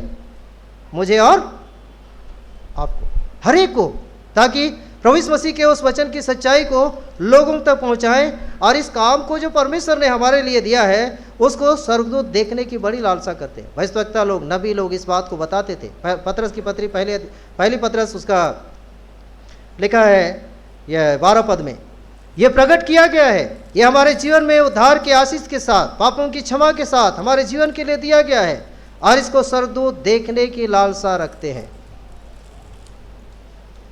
पहला पतरस पहला अध्याय उसका 12 पद में लिखा है, उन पर यह प्रकट किया गया कि वे अपनी नहीं वरन तुम्हारी सेवा के लिए बातें कहा करते थे, जिनका समाचार तुम अब उनके द्वारा मिला, जिन्होंने पवित्र आत्मा के द्वारा जो स्वर्ग से भेजा गया तुम्हें सुसमाचार सुनाया। और इन बातों को स्वर्गदूत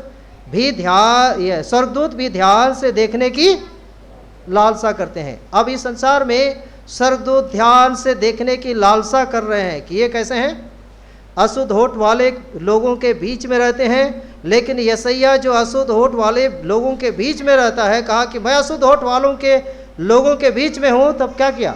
शराब पा करके कहाँ से आग लिया? बेदी से, और क्या किया? होठ पर छुआया। अर्थात इस होठ को परमेश्वर अपने उस घमंड से, जो झुंझुलाहट से, जो उज्जिया राजा झुंझुलाहट उसके जीवन में थी, उसके मृत्यु के बाद झुंझुलाहट खत्म हुआ, तब परमेश्वर ने उसको दर्शन दिया, अब तू अशुद्ध है, अशुद्ध होठ वालों के बीच में रहता है। तब बेदी की आग क्या की? छुआया, बेदी की आग। इसलिए याकूब अपने जीवन में जब परमेश्वर ने कहा जाओ बेतेल में जाओ, जहाँ मैं तुमको दर्शन दिया हूँ, जहाँ पर मैंने तुमको बताया कि स्वर्ग से स्वर्गदूत उतरते हैं और चढ़ते हैं, उस जगह में जाओ, तो क्या किया? वो सारे शारीरिकता को बोला इस सिंदूर के वृक्ष के नीचे क्या कर दो? गाड़ दो। 35 अध्याय में देखिए, उत्पत्ति के 35 अध्याय में लिखा है, ये सारी अशुद्धता को, सारे मलिनता को क्या करो? इस सिंदूर वृक्ष के, पराये देवता को सिंदूर वृक्ष के नीचे क्या कर दो? गाड़ दो। कितना पद में 35 अध्याय का उत्पत्ति?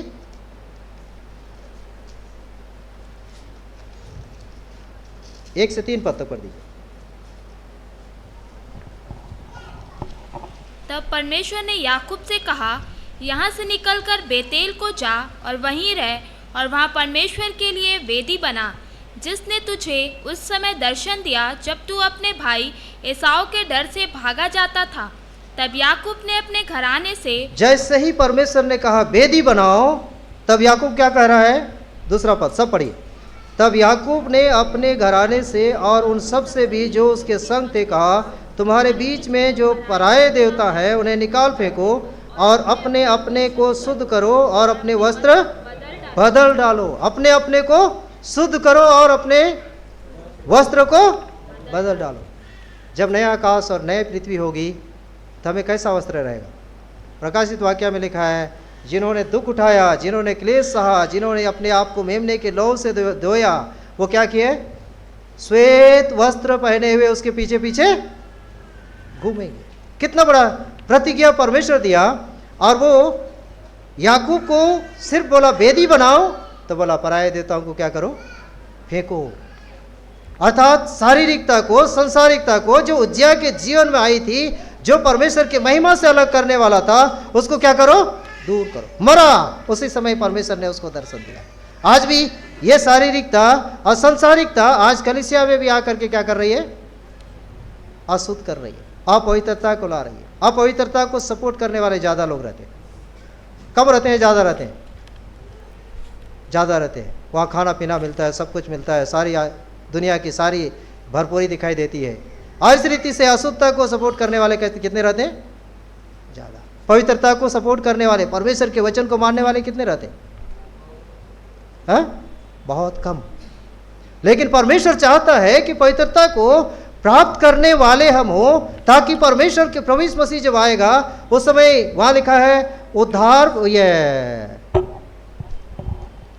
कठिनाई से उद्धार होगा प्रभु यीशु मसीह के साथ। हमारा उद्धार कब होने वाला है? जब प्रभु आएगा, मतलब पहला उद्धार आदम के पाप से हो चुका है। प्रतिदिन के जीवन से उद्धार पाते हुए प्रभु यीशु मसीह के लहू को लेते हुए हम शुद्ध करते जा रहे हैं, और जिस दिन इस देह को छोड़ेंगे उस दिन पूरा पूरा उद्धार होगा। प्रभु यीशु मसीह की महिमा की देह हमें दिया जाएगा, और उस उद्धार को प्राप्त करने के लिए हम जाने वाले हैं। उसी लिए शत्रु क्या चाहता है? अशुद्धता को, अपवित्रता को लेकर के आना चाहता है। और उस अपवित्रता को आज, इसलिए सुबह बाइबल अध्ययन में भी पढ़ रहे थे, मिली जुली भीड़, और मिली जुली भीड़ चल करके परमेश्वर की कलीसिया को क्या बनाना चाहता है? अशुद्धता में लेकर आना चाहता है, अपवित्रता में लेकर आना चाहता है। वो पाप को मानने नहीं देना चाहता है। लेकिन क्या कहता है? तुम्हारे कारण से लोग मरे। क्या कहना चाहते हैं? तुम्हारे कारण से लोग मरे। आज कहते हैं भाई प्रभु के सामने ठीक ठाक कर लो, प्रभु का विरोध नहीं करना, प्रभु का सामना नहीं करना। बोलने से क्या कहते हैं? ये श्राप देता है। क्या कहते हैं? श्राप देता है। श्राप नहीं है, वो हमें ठीक करने के लिए परमेश्वर क्या कर रहा है? मन फिराने के लिए वो चेतावनी देता है। ये उज्जिया राजा के दिनों में, यरोबाम के दिनों में जो बताया था वो क्यों दिया था? लौटने के लिए, पश्चाताप करने के लिए, ठीक करने के लिए। कहता है मैं अधर्म का दंड दूंगा, काम का बदला दूंगा। तो क्या इसलिए मन फिराओ? तो क्या कहने लगे? तुम यहां से जाओ। आज परमेश्वर के लोग जो सच्चाई के साथ, खराई के साथ अगर कोई बताना चाहता है तो कोई भी पसंद नहीं करना चाहता है।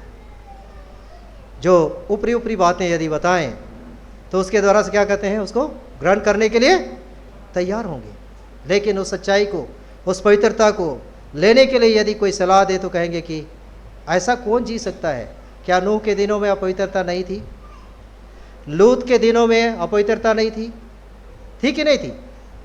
इसीलिए लिखा है जैसे नूह के दिन थे वैसे ही मनुष्य के पुत्र का आना भी होगा। जैसे लूत के दिन थे वैसे ही मनुष्य का पुत्र का आना भी होगा।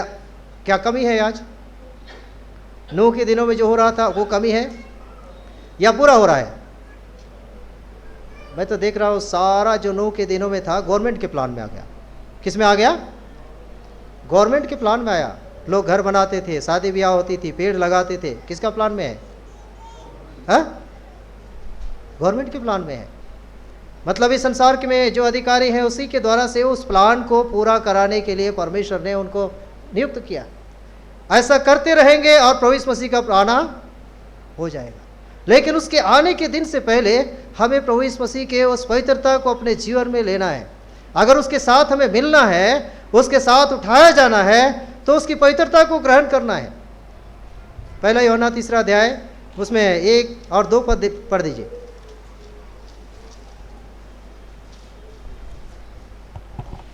देखो पिता ने हमसे कैसा प्रेम किया है कि हम परमेश्वर की संतान कहलाए, और हम है भी। इस कारण संसार हमें नहीं जानता क्योंकि उसने उसे भी नहीं जाना। हे प्रियो, अब हम परमेश्वर की संतान हैं और अभी तक यह प्रकट नहीं हुआ कि हम क्या कुछ होंगे। इतना जानते हैं कि जब वह प्रकट होगा तो हम उसके समान होंगे, क्योंकि उसको वैसा ही देखेंगे जैसा वह है। उसको वैसा ही देखेंगे जैसा वो है। लेकिन उसके लिए क्या चाहिए? अपने आप को वैसा ही पवित्र, 3 पद में लिखा है, अब अपने आप को वैसा ही पवित्र करता है। अब पवित्र करने के लिए प्रभु यीशु मसीह का लहू हमारे लिए जारी है। आज भी विश्वास के द्वारा उसको अपने जीवन में ग्रहण करते हैं। प्रभु यीशु मसीह के लहू को अनुमति देते हैं हृदय को शुद्ध करने के लिए। तो हृदय को क्या करता है? शुद्ध करता है। आत्मा के द्वारा से वो पवित्र करके सिद्धता की ओर लेकर चलता है। आज इसलिए प्रियो, परमेश्वर, हमारा परमेश्वर सिंहासन में, स्वर्ग के सिंहासन में उसको ऊंचे पर तभी देख सकते हैं जब उज्जिया राजा मरेगा। उज्जिया राजा क्या होगा? उज्जिया राजा के अंदर में 4 पाप बताए थे। क्या क्या क्या था? पहला घमंड, मनुष्य का मन क्या हो गया? फूल गया। दूसरा विश्वासघात, परमेश्वर का वचन कह रहा है उसको मानने के लिए तैयार नहीं है। तीसरा क्या था? दूसरे के काम में हाथ डाला। याजक का काम में क्या किया? वो हाथ डाला। उसके बाद चौथा क्या था?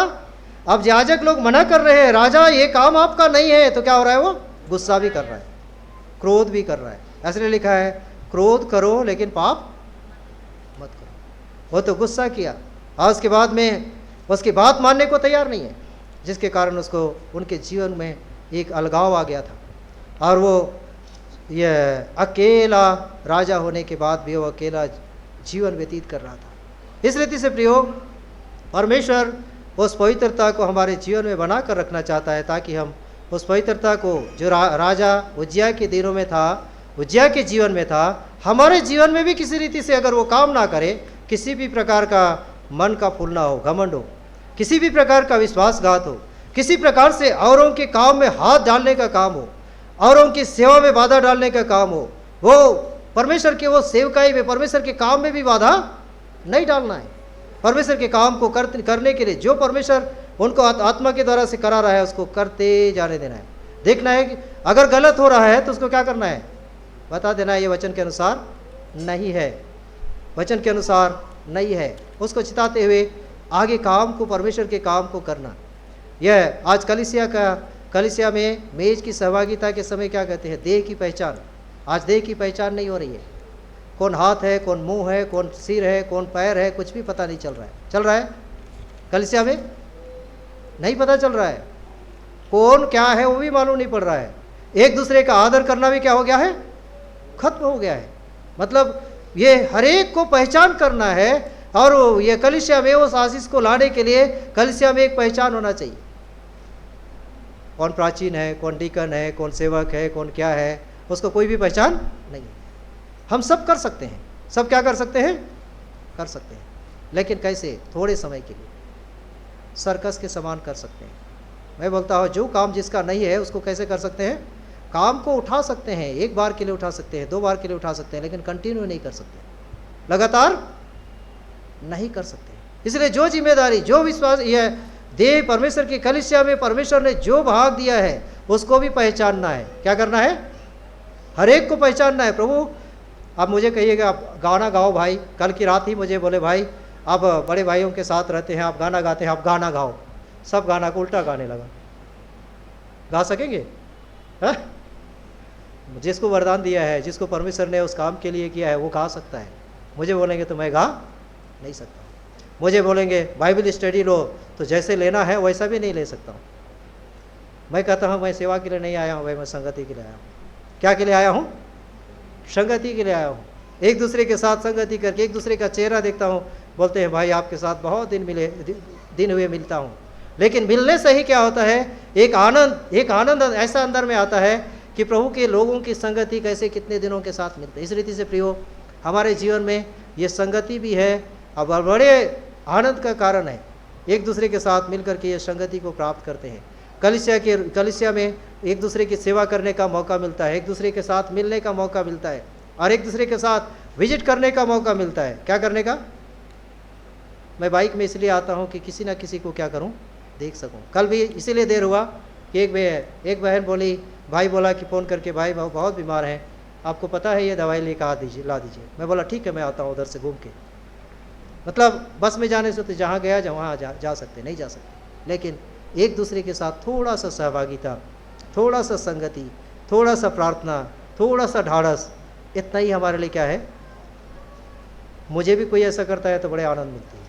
मैं भी एक दूसरे के साथ जाता हूँ तो वो आनंद मिलता है। इस रीति से प्रियो, कलीसिया में उस देह की पहचान भी होना है। एक दूसरे को परिस्थिति के अनुसार उनको शुद्धि भी लेना हमारा ये सेवा का काम है। इसलिए सब कामों को करने के लिए प्रभु अनुग्रह दे। लेकिन ये 4 बातें याद रखिएगा जो उज्जियाह के जीवन के विषय में बताए हैं, वो मेरे जीवन में और हम सब के जीवन में वो नहीं आना चाहिए, नहीं तो प्रभु को हम सिंहासन पर नहीं देख सकते हैं। सिंहासन पर कौन रहेगा? दुष्ट आत्मा, जैसे यह अशुद्ध आत्मा। और इसलिए पवित्र आत्मा को प्रभु यीशु मसीह के लोगों को पवित्र करने का अनुमति देते हुए उन बातों को देखना है, प्रभु मेरे जीवन में ये बातें हैं या नहीं है। तो प्रभु से कहना, प्रभु इस बातों को मेरे जीवन से निकालो और मुझे अपनी महिमा के लिए तैयार करो। और हम आगे नहीं जाना चाहते हैं। इन थोड़े विचारों पर प्रभु आशीष दे।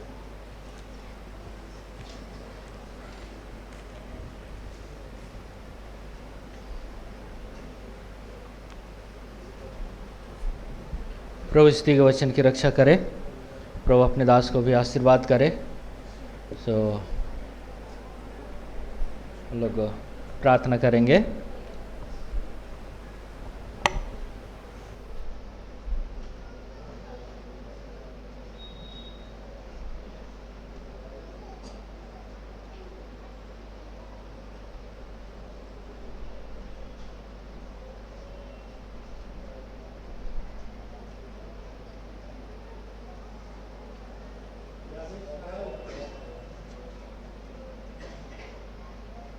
याबेस किधर है? याबेस,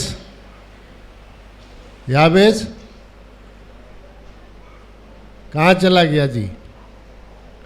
ये दुनिया का जो सृजनहार जो गीत है ना, वो उधर चाय बागान की तरफ एक भाई था, उसने गाया है। और उसका बेटा जो है इधर आया है, छोटा सा है, इधर बैठा था। अभी किधर चलेगा? वो इधर ही बैठता, गाने के समय में आगे बैठता है ना। छोटा सा था ना, तो इनका घर के सामने ये है, तो खेलते खेलते बहुत गाता है और गाना भी लिखा है वो अपने से। ये छोटा सा बच्चा है तो, लेकिन इनका ट्यून नहीं बजाने से गाता नहीं, अच्छा ट्यून होना चाहिए। तो थोड़ा सा इसको मदद कर दीजिए आप लोग। हाँ हाँ, दुनिया का सृजनहारा इसका पिताजी ने गाया था, ये गाएगा बादल में यीशु क्या है, आवत है, सादरी है। उसके बाद प्रार्थना होगा। सेत किधर है? सेत किधर है? सेत, और थोड़ा सा गिटार में उसको सहायता करेगा, इसके बड़ा भाई है। सेत किधर है? सेत आ जाओ। चाहे कोई गिटार बजाते हैं ना, तो इसको थोड़ा सा मिला दीजिए।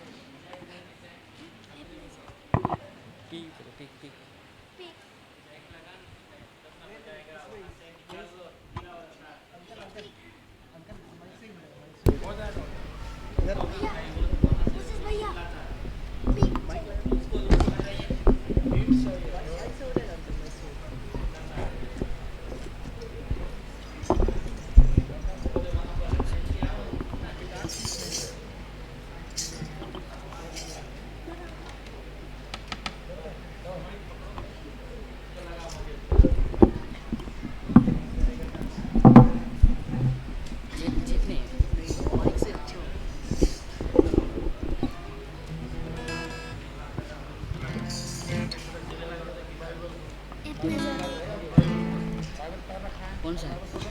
बैठ बैठ।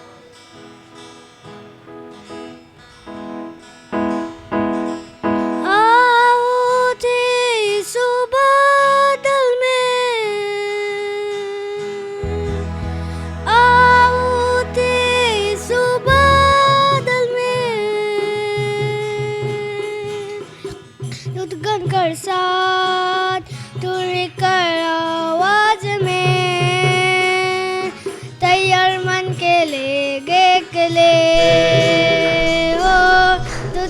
कर साथ तुड़ कर आवाज में तैयार मन के लिए देख ले आओ तेज बादल में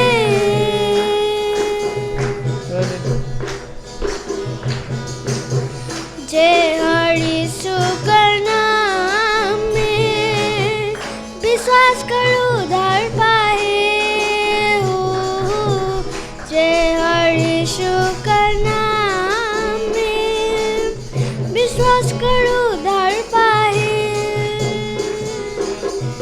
और आप उधार वस्त्र के अंत तक जो गाए रह के और अपन उधार वस्त्र के अंत तक जो गाए रह के उके लगे काऊते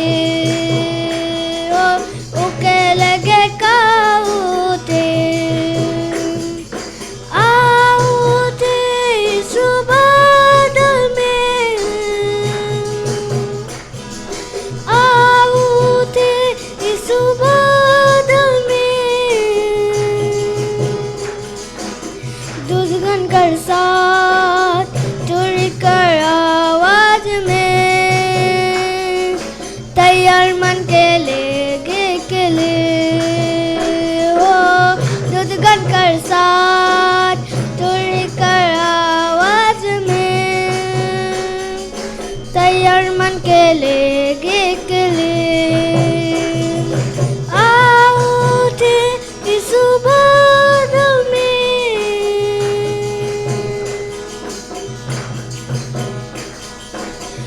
जय हरापन पाप के इस कलाऊ में क्षमा मांगे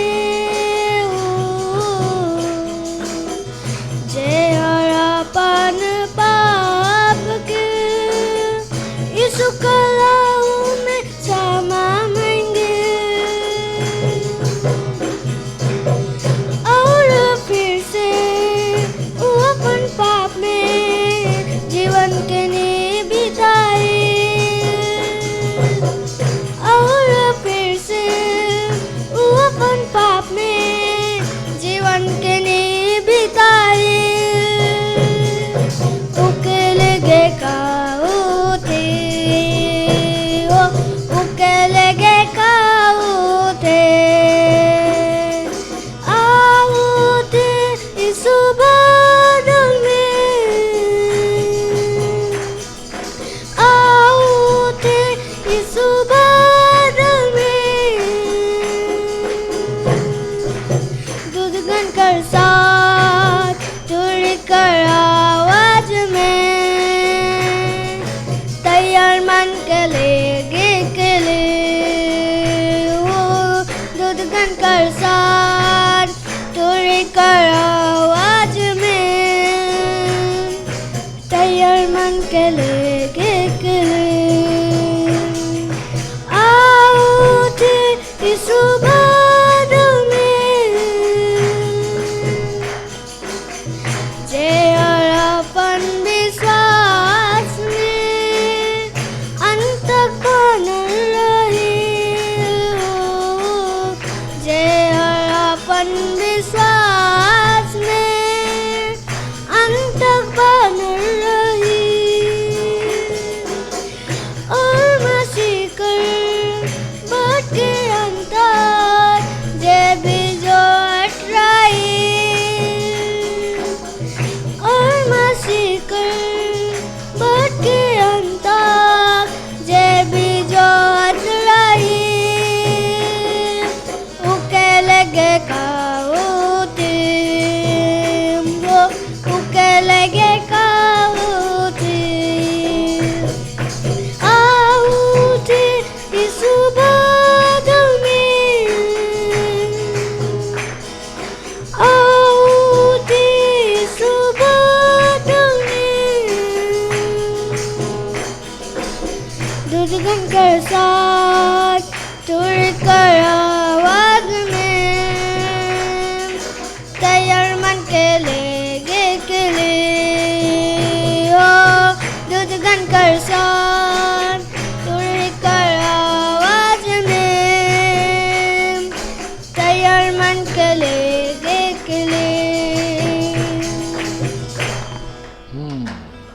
धन्यवाद। तो बाबू गा रहा था कि प्रभु यीशु मसीह बादल में आ रहा है, जो तैयार है उसको ले जाने के लिए। बहुत खुशी की बात है। प्रभु आशीष दे।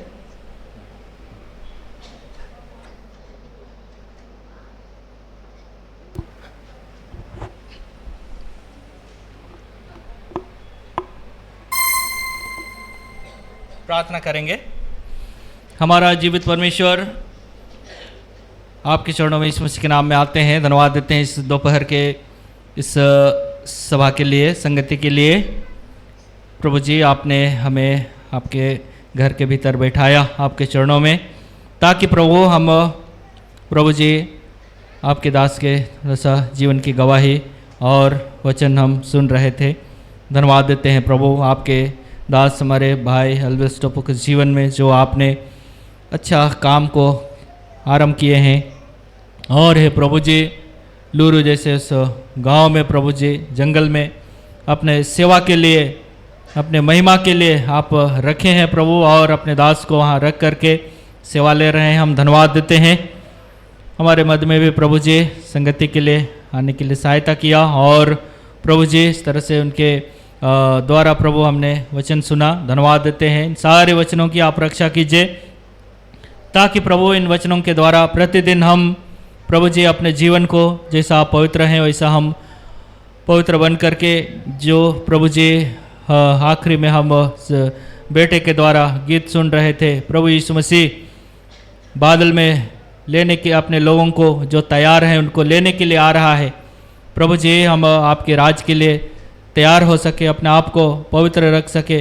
प्रभु जी, संसार पाप से भरा है, नाना प्रकार के प्रभु जी इस संसार में प्रभु जी परीक्षा है, और कई बार हम प्रभु उन परीक्षा में फंस जाते हैं। कई बार मिली जुली भीड़ में रह करके हम प्रभु जी पाप में गिरते हैं। तो प्रभु, इस तरह से इस पापी संसार में अलगाव का जीवन, जयवंत जीवन जीने के लिए आपकी सहायता कीजिए, ताकि प्रभु जब आप आएँ तो आपके राज्य में हम उठाए जाने के योग हम बन सके, ऐसा अनुग्रह चाहते। धन्यवाद देते हैं इस सहभागिता के लिए, जो आपके घर में आए उन सब के लिए हम धन्यवाद देते हैं। और भी आ रहे हैं यात्रा में, तो उन समय में आने के लिए सहायता कर दीजिए। प्रभु जी, शाम का सेवा के लिए प्रभु आप हमें तैयार कीजिए, प्रार्थना करते हैं। प्रभु जी, हे परमेश्वर, तो प्रभु आपकी दया अनुग्रह को हम चाहते हैं, और इस प्रकार सुसमाचार की सेवा के लिए शाम 6 बजे आपके घर में इकट्ठा होकर के प्रभु जी फिर से हम आपकी स्तुति महिमा कर सके, आपके वचन को सुन सके। तब तक के लिए आपकी अनुग्रह को चाहते। थका हुआ शरीर अच्छा बल और स्वस्थ दीजिए, ताकि हम एक नया ताजगी के साथ फिर से आपके चरणों में बैठकर प्रभु जी हम आपके स्वर्गीय विचार को हम समझ सके। धन्यवाद देते हैं। संगति को आपने आशीषमय बनाया, आपके दास को भी आशीर्वाद कीजिए। इस बेटे को भी गीत गाया प्रभु, आप उनको भी आशीष दीजिए, प्रार्थना करते हैं। प्रभु जी, जो शरीर में बीमार है उन्हें अच्छा स्वस्थ दीजिए प्रभु जी, ताकि तन मन से आपके चरणों में बैठ सके, ऐसा आप सहायता कीजिए। सारा बहुत चिंता आप पर डाल देते, सेवा को पूरा होने में यहाँ तक सहायता किया, इसके लिए धन्यवाद देते। प्रार्थना धन्यवाद प्रभु यीशु मसीह के नाम में रखते सुने दया से ग्रहण कीजिए, आमीन। और हमारे परमेश्वर पिता का प्रेम, प्रभु यीशु मसीह का अनुग्रह, पवित्र आत्मा की सहभागिता हमारे एक विश्वास करने वाले भाई बहनों के संग आपसे लेकर प्रभु यीशु मसीह के दोबारा आगमन तक लगातार एक सा बने रहे, आमीन। सबको जय मसीह के। ठीक 6 बजे हम सुसमाचार की सभा के लिए इस स्थान में इकट्ठा होंगे। तब तक आप उधर में किचन तरफ चाय वगैरह जो भी रिफ्रेशमेंट मिलता है आप उधर देख लीजिए क्या मिलेगा, मुझे नहीं मालूम है। सो चाय वगैरह मिलता है तो चाय पानी पी करके 6 बजे से थोड़ा पहले आइए, ताकि हम समय में सेवा को शुरू कर सकेंगे।